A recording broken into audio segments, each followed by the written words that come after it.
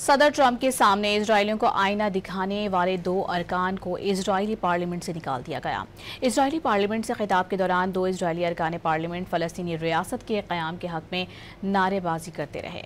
आफर कैसफ और अयमन ऊदा को इजरायली सिक्योरिटी ऑफिशियल ने पकड़कर पार्लियामेंट से बाहर निकाल दिया। अयमन ऊदा ने फ़लस्तीनी रियासत को तस्लीम करने का बैनर उठा रखा था।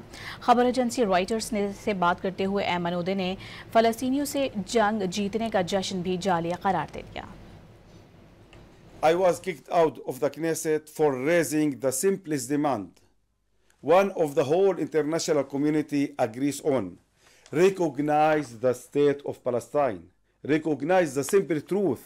There are 2 peoples here and no one is going anywhere. هذه حفلة زائفة، حفلة كذابين بيكذبوا بالأساس على أنفسهم، بالأساس جايين يكذبوا على أنفسهم. ناس لم ينتصروا بالحرب. ماذا يعني لم ينتصروا بالحرب؟ يعني أكثر حكومة يمينية متطرفة في تاريخ إسرائيل، مع استغلال 7 أكتوبر، مع ترامب اللي شرع عن الترانسفير.